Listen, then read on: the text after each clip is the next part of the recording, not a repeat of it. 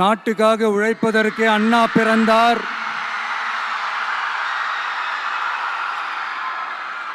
பொது நலத்தில் தானே நாள் முழுக்க கண்ணா இருந்தார் அப்படின்ட்டு எம்ஜிஆர் அவர்கள் ஒரு பாட்டு ஒன்று பாடியிருக்கிறாங்க, கேட்டிருப்பீங்க. அப்படிப்பட்ட நம்ம காஞ்சி தலைவர் அறிஞர் அண்ணா அவர்கள் பிறந்த மாவட்டம் தான் இந்த காஞ்சிபுரம் மாவட்டம்.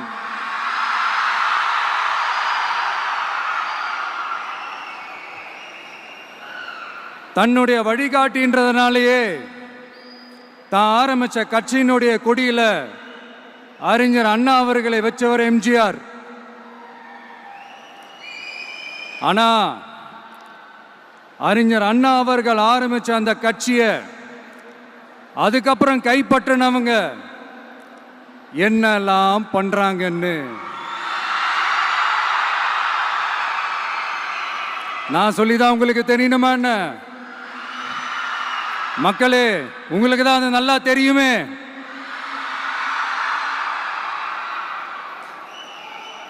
தனிப்பட்ட முறையில் எங்களுக்கும் அவங்களுக்கும் எந்த பிரச்சனையும் கிடையாதுங்க.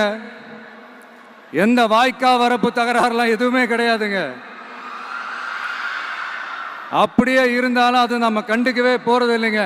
தனிப்பட்ட முறையில் அவங்களுக்கு வேணா நம்ம மேல வன்மத்தோட இருக்கலாங்க. ஆனா நாமெல்லாம் அப்படி கிடையவே கிடையாதுங்க. ஆனா உங்களை என்ன நம்ம எல்லாரையும் பொய் சொல்லி நம்ப வச்சு ஓட்டு போட வச்சு ஏமாத்தினாங்கல்ல,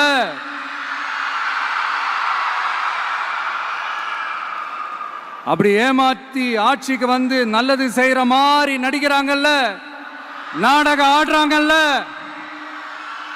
அவங்கள எப்படி நம்ம கேள்வி கேட்காம இருக்க முடியும்? அதனால அவங்கள நம்ம கேள்வி கேட்காம விட போறதே இல்லை.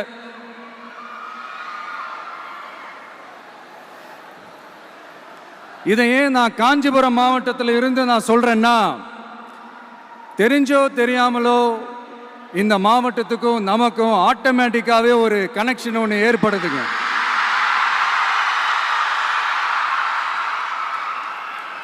ஏன்னா நம்மளுடைய முதல் கள பயணத்தை தொடங்கினதே பரந்தூர்ல இருந்து தான்.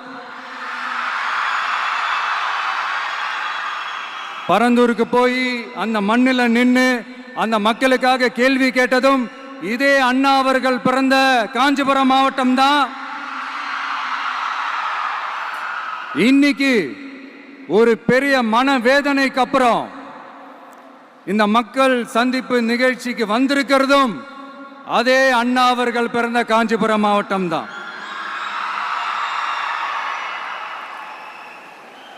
அதனால நமக்கு எல்லாமும் கொடுத்த நம்ம மக்களுக்காக எல்லா நல்லதையும் செய்யணும், அதுவும் சட்டப்பூர்வமாக செய்யணும், அங்கீகாரத்தோட செய்யணும், அதிகாரப்பூர்வமாக செய்யணும், ஒட்டுமொத்த தமிழ்நாட்டு மக்களுக்கும் செய்யணும், ஒரே மாதிரி செய்யணும், ஒரே எண்ணத்தோட செய்யணும்.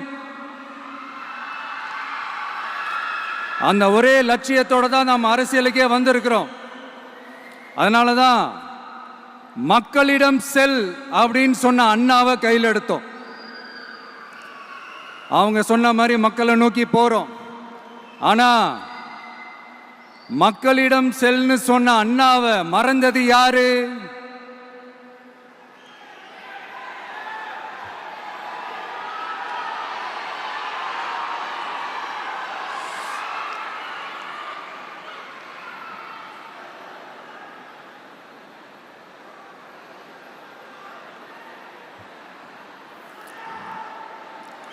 கொள்கையா? அதனப்பா கிலோ என்ன விலை என்னன்னு கேட்கிற அளவுக்கு அப்படி ஒரு கட்சியை ஒன்று நடத்திக்கிட்டு அந்த கட்சியினுடைய தலைவர் தமிழ்நாட்டு முதல்வர் சொல்றாரு, நமக்கு கொள்கை இல்லையா? எப்படி நமக்கு கொள்கை இல்லையா? பிறப்புக்கும் எல்லா உயிருக்கும்னு ஒரு அடிப்படை கோட்பாட்டை நம்ம கட்சியினுடைய ஒரு முக்கிய கோட்பாட்டை அறிவிச்ச நமக்கு கொள்கை இல்லையா? எல்லாருக்கும் எல்லாமும் கிடைக்கணும், சமூக நீதி கிடைக்கணும். அந்த சமூக நீதி உண்மையான சமூக நீதியா இருக்கணும். சாதி வாரி கணக்கெடுப்பு நடத்தணும்னு ரொம்ப ஸ்ட்ராங்கா சொன்ன நமக்கு கொள்கை இல்லையா? CAA அறிவிச்சதுக்கு அப்புறம் அப்ப நம்ம கட்சி ஆரம்பிக்கிறதுக்கு முன்னாடியே எதிர்த்த நமக்கு கொள்கை இல்லையா? வகுப்பு சட்டத்தை எதிர்த்து உச்ச நீதிமன்றத்துக்கு முதல்ல போன நமக்கு கொள்கை இல்லையா? நீட்ட வந்தா ஒழிச்சிருவேன், நீட்ட வந்தா அழிச்சிருவேன், ஆட்சிக்கு வந்தவனே ரத்து செய்யறது நீட்ட தான், அப்படி இப்படின்னு கதையெல்லாம் விடாம கல்விய மாநில பட்டியலில் சேர்க்கணும்னு சொன்னதோட மட்டும் இல்லாம அதுக்கு ஒரு இடைக்கால தீர்வை சொன்ன நமக்கு கொள்கை இல்லையா? சமத்துவம் சம வாய்ப்புன்னு ரொம்ப ஸ்ட்ராங்கா சொன்ன நமக்கு கொள்கை இல்லையா? இப்படி கொள்கையை வெறும் பேச்சில மட்டுமே பேசிக்கிட்டு எல்லா கொள்கையும் அண்டர் கிரவுண்ட்ல அடக்கி வச்சுக்கிட்டு என்னமோ இவங்களுக்கு மட்டும்தான் எல்லா கொள்கையும் குத்தகைக்கு எடுத்த மாதிரி. இவங்க கொள்கையே கொள்ளை தானே. எப்படி? இவங்க கொள்கையே கொள்ளை தானே. இதெல்லாம் மக்களுக்கு யாருக்கும் தெரியாதுன்னு நினைச்சிட்டு இருக்கீங்களா?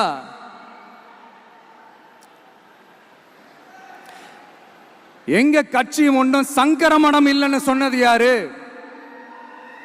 யார் சொன்னாங்க? ஏன் சொன்னாங்க? எதுக்கு சொன்னாங்க? இப்போ உங்க கட்சியில என்ன நடந்துகிட்டு இருக்குது அதையும் கொஞ்சம் யோசிச்சு பாருங்க, இதையும் கொஞ்சம் யோசிச்சு பாருங்க. அதனால பாப்பா, பவள விழா பாப்பா, நீ பாசாங்கு காட்டாத பாப்பா. நீ நல்லவர்கள் போல் நடிப்பதை பார்த்து நாடே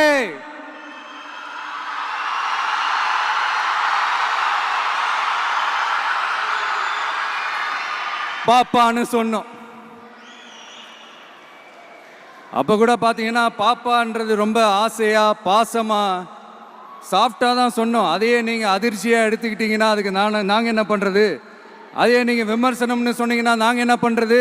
இன்னும் நாங்க விமர்சனம் செய்ய ஸ்டார்ட் பண்ணவே இல்லையே, இன்னும் நாங்க அடிக்க ஸ்டார்ட் பண்ணவே இல்லையே, அதுக்குள்ள அலர்னா எப்படி?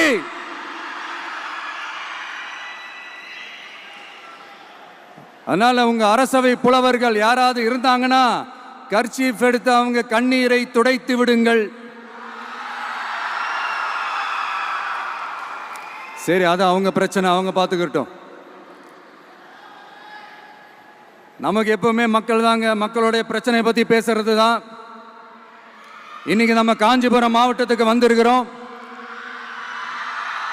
இங்க மக்கள் ஃபேஸ் பண்ற அந்த பிரச்சனையை பத்தி நம்ம பேசி ஆகணும்.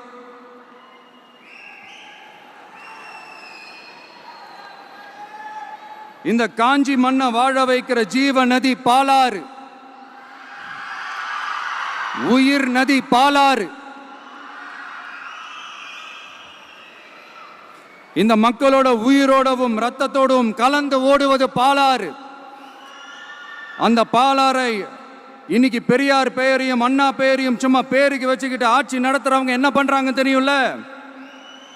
சுரண்டிட்டாங்க, கொள்ளையடிச்சிட்டாங்க, நாசம் பண்ணிட்டாங்க, மோசம் பண்ணிட்டாங்கன்னு இன்னும் என்ன வேணாலும் சொல்லலாம். ஆக மொத்தம் அழிச்சிட்டாங்க.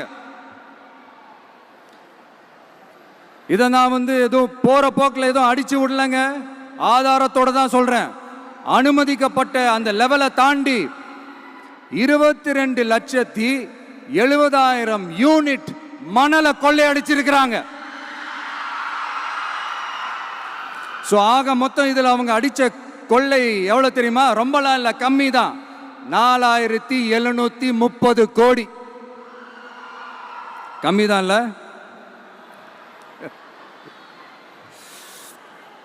இதுக்கெல்லாம் அவங்க ஆதாரம்லாம் கேட்க முடியாது. ஏன்னா இந்த ஆதாரம்லாம் ஆல்ரெடி கோர்ட்ல இருக்குது, அமலாக்கத்துறை டிபார்ட்மெண்ட்ல இருக்குது. அந்த டிபார்ட்மெண்ட்ல வேலை செஞ்ச சில நல்லவர்கள் அவங்க அடிச்ச அந்த கொள்ளையெல்லாம் தாங்க முடியாம வெளியில சொன்ன அந்த ஆதாரங்கள் இதெல்லாம் சம்பந்தப்பட்டவங்களுக்கு இன்னும் நல்லாவே தெரியும். அதனால இது சம்பந்தமா ஆதாரங்களை கொடுலாம் அவங்க கேட்க முடியாது.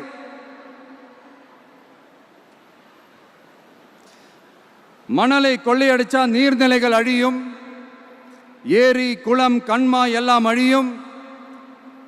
இதெல்லாம் அழிஞ்சா விவசாயம் அழியும். விவசாயம் அழிஞ்சு போனா விவசாயிகள் அழிஞ்சிருவாங்க. ஆக மொத்தம் நாம் எல்லாரும் மொத்தமா அழிஞ்சு போக வேண்டியதுதான்.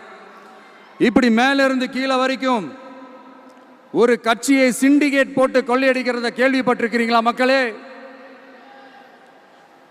இதே காஞ்சிபுரத்தோட உலக பெருமை நம்ம பட்டும் கைத்தறி துணியும் அதை தயாரிச்சு கொடுக்கிற கைத்தறி நெசவாளர்களும் தான்.